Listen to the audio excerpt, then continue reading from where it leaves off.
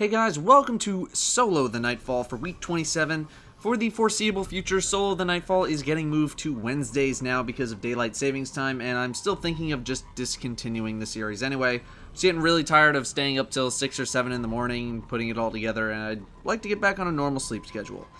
Anyway, we are going to Winter's Run with all burn modifiers active, so that's fun. If you're only level 31, here is a list of everything that's going to kill you in one hit.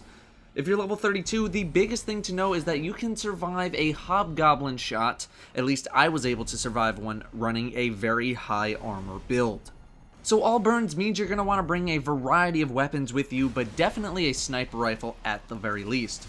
I won't be using an elemental primary, nor will I be using any game-changing weapons on the final boss, specifically Black Hammer, and to a lesser extent, Yallarhorn. Starting off, you'll enter this big room of Vex and Fallen fighting. The big things to look out for here are the two hobgoblins up top, followed by the Vex Hydra that spawns very shortly after you enter the room. The Shanks are also somewhat of a threat, so be careful about them. You'll have some goblins as you progress up the ramp.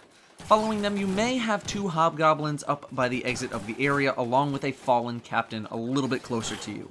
They may be there, they may not, they may have killed each other. After you come outside, you'll have 4 goblins directly in front of you as you go down the ramps, followed by 3 hobgoblins across the bridge. The hobgoblins may snipe you from across the bridge while you're killing the goblins. After the hobgoblins, there will be just a mess of Fallen and Vex on the ground. Depending on how long you took getting there, stuff might be dead, but the things to look out for are the 2 Fallen captains and the 2 Minotaurs. Kill them from up top, followed by the rest of the enemies.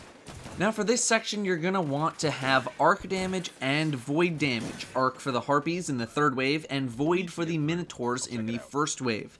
I suggest a void rocket launcher and an arc special weapon, Murmur, being a very good choice.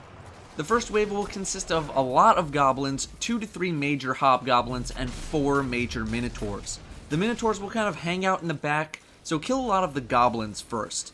The hobgoblins will lob grenades up at you, so be ready to move. The Minotaurs will eventually start drifting towards you, so be ready with rockets to take them down quickly. After everything is dead, Wave 2 starts. Immediately turn around because you'll have 3 hobgoblins spawn behind you. After disposing of them, you'll have a lot more hobgoblins to deal with in the main area, so just take it slowly. If you wanted to switch off of Murmur for this time and switch to a sniper rifle, you totally could. Some hobgoblins may come up the ramp unexpectedly, so keep eyes on the left side. You don't want any of them sneaking up on you. Wave 3 brings a lot of Harpies with arc shields, along with 3 major Hydras. This is where Murmur is going to come in handy. Kill all of the Harpies before moving onto the Hydras. The Hydras will be relentless, so hide frequently. After the Hydras are down, the door will open and you can progress forward. The next 2 sections are pretty tame, the first section having 3 major hobgoblins off to the left, then 3 goblins and 2 more hobgoblins beyond that, and then 3 major Minotaurs beyond that with 3 Harpies off to the right. Just take these one by one, focusing on the hobgoblins first. If you're feeling ballsy, you can just speed past all of this, but I really don't recommend it, as you can die very, very quickly if things hit you. Moving to the next section, you'll have 4 goblins on the low ground with a Hydra, and a group of Vex to the upper right, and another Hydra up top.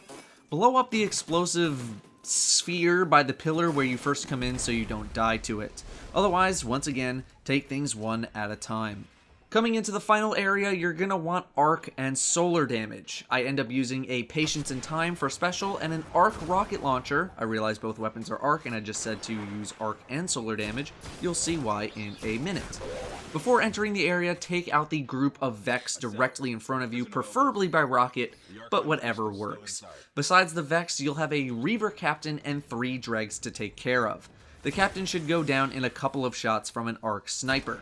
After you kill everything in the area, immediately back up to where you came in, because the Fallen are gonna send an army at you.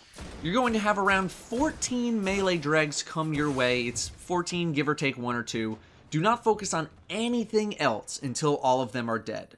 You are going to have Reaver Vandals sniping you from up on the ledges, 2 of them to be precise. Snipe them back after you're done dealing with the dregs, but stay back as far as you can. There will be shanks in the middle as well. Use grenades to do what you can to them. After you kill a lot of the dregs and a couple of extra enemies, eventually you're going to see a dropship come in, and this is where the arc rocket comes in handy. First off, do not ever get into line of sight of the dropship, because the arc cannon that it uses will murder you in one hit. When the dropship comes, back up as much as you can. When the kind of ladder things come out, launch a rocket.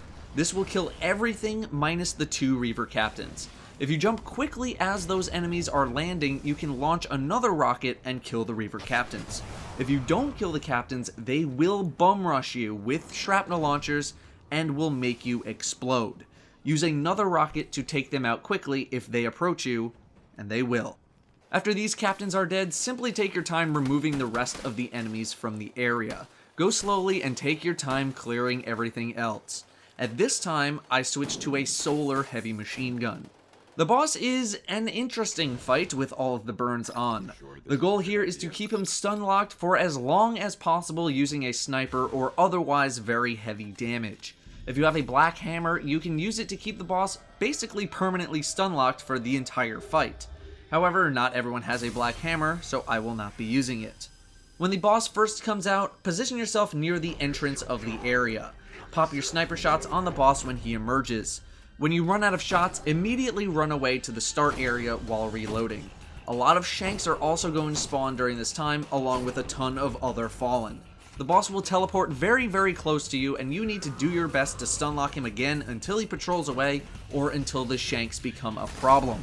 I use my solar heavy machine gun to get rid of the shanks quickly. There should only be 2 or 3 that patrol into the area. The goal here is to now get him to teleport over to you again, then stun him in any way possible and keep him stunned for as long as possible. Once again, Black Hammer trivializes this encounter, so if you have it, use it. If you can kill the boss before the dropship, that is definitely the ideal, but it's a little tough to pull off. Otherwise, you're going to have to deal with the dropship, and it'll bring a lot of enemies, specifically melee captains and stealth melee vandals. They will rush you, and there's not a lot you can do about it besides just kill them. Their attacks are arc charged, so you will most likely die with 1 hit. These dropship drops can happen 2 times, and you're pretty much pinned to this location, so yeah, that's fun.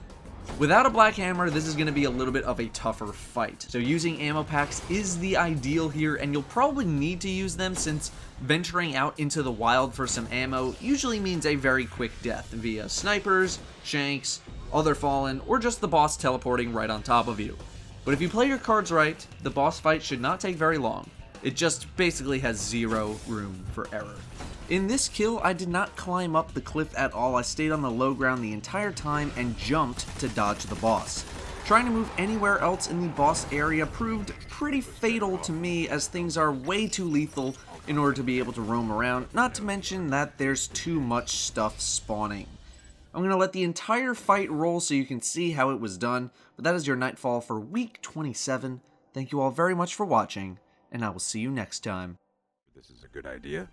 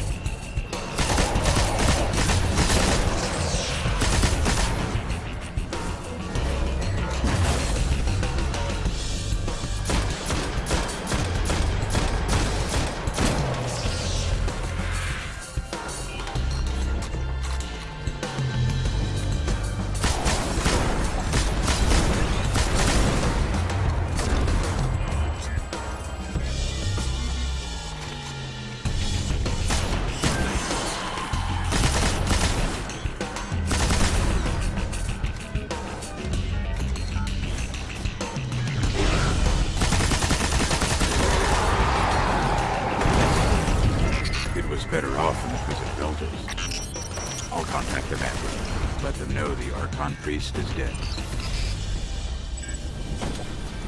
One more fallen Archon gone to dust. Good. But if the Fallen found the prison...